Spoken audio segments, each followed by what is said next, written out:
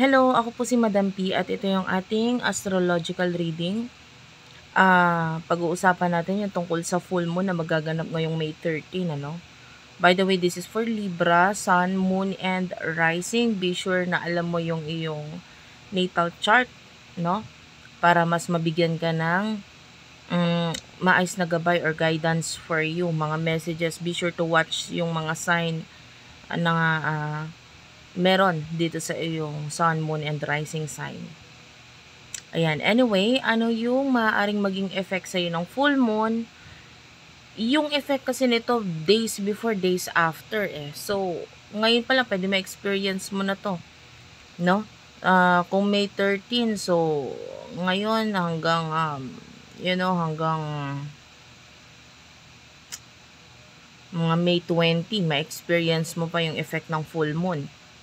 And yung full moon na to magaganap sa sign of Scorpio, 22 degree. No?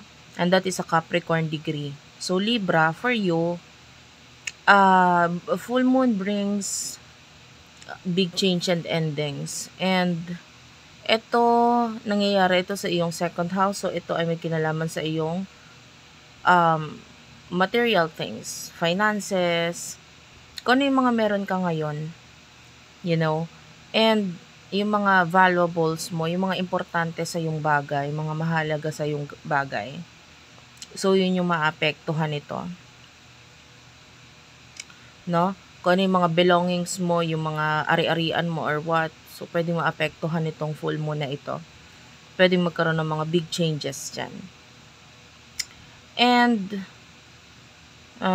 the full moon is forming a trine dito sa planet of Saturn in the sign of Pisces, 28 degree. So, yung degree na yun is a Cancer degree. So, ito nagpapakita ito na any changes or endings, no, na gagawin mo pagdating sa career, sa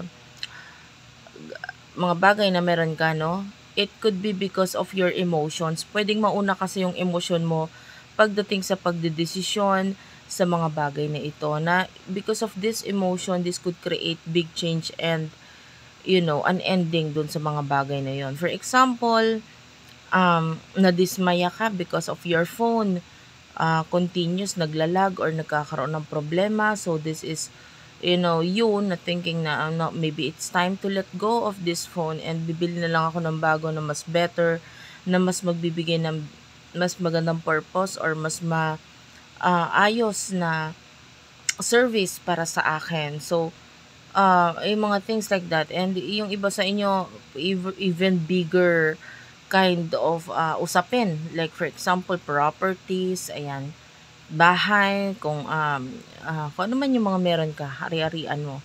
Money, for some of you. Mga decision regarding finances is also included pagdating dito sa full moon na ito. Kaya lang, talaga nakikita natin, high chance is because apektado yung emotion mo. And of course, during full moon, no? Sabi ko nga, hindi lang sa mismong full moon, araw ng full moon, but days before, days after the full moon.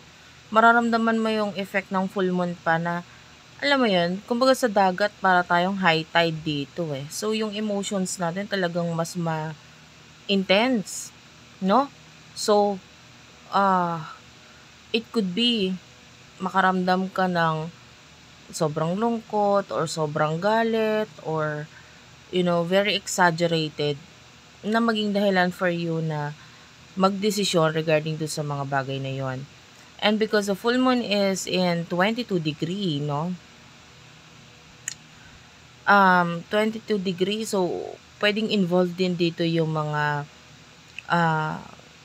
taong, a father or a father figure or mga taong ahead or mas nasusunod sa'yo sa buhay mo. So, pwede maging involved din sila dito sa bagay na ito, no, na gagawin mo pagbabago or mangyayaring pagbabago regarding sa situation mo.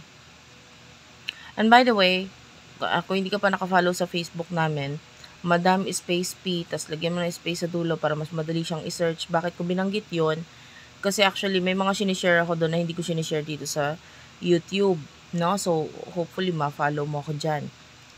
For example, yung effect ng Pluto retrograde which is nangyayari na nga ngayon, no? Nagsimula siya May 4, so until October 2025, nandun yung effect nitong Pluto retrograde na pwedeng sumabay pa dito sa full moon na ito na kumbaga Pluto is a planet for for transformation. It is the planet for death and rebirth.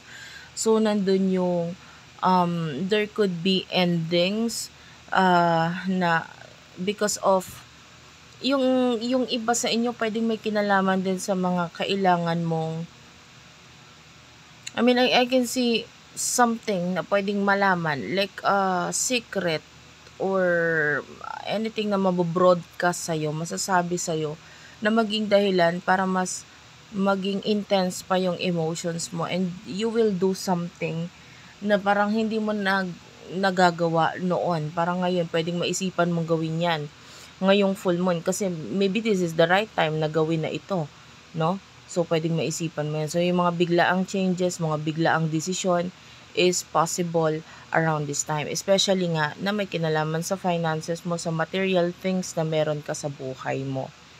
But just take note na kung ano man yung mga big changes na yan and endings na yan, definitely, nothing is permanent naman talaga. Lagi ko sinasabi yon. So, kung ano man yung mga big change na yan, ang purpose niyan talaga is for you to learn, for you to experience, and then after that experience, meron kang matututunan na may apply mo yan sa buhay mo. And, so continuous naman talaga ang changes sa buhay natin. So, nasa sa'yo yan kung paano mo i-handle ito. So, ayan, especially this Pluto retrograde, mas pang long term ang hatid nito no? Yung the Mercury ay Taurus, no?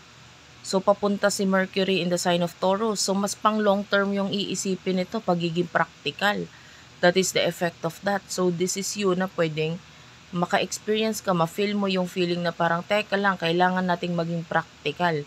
Kailangan gumawa ko ng desisyon or action kasi hindi naman talaga na to okay para sa akin dahil ito, it's causing me a lot of money. It's giving me stress. Parang ganun. So, this is you na parang nagigising ka sa katotohanan kung ano yung talagang mas mag-work out ng long term para sa'yo. So, yan. So, pwede maging maapektuhan nga yung iyong finances because or maybe even your career, your business, whatever na meron ka, yun ay maaaring mas pagtuunan mo ng pansin around this time of full moon. So that's it for now, Libra. Thank you for watching. Sana nakarelate ka, nakakuha ka ng messages doon. And be sure na naka-follow, naka-subscribe ka dito sa ating channel. I will be posting more of this kind of video. Kung nagustuhan mo, mag-comment ka para maganahan akong gumawa ng ganitong klaseng content. If you like this kind of content, then I will do that. Pero gusto ko sana mag-comment ka para makita kung interesado ka pa. Gusto mo ba ng ganito? And yeah, I will end the reading here. Thank you for watching and bye-bye.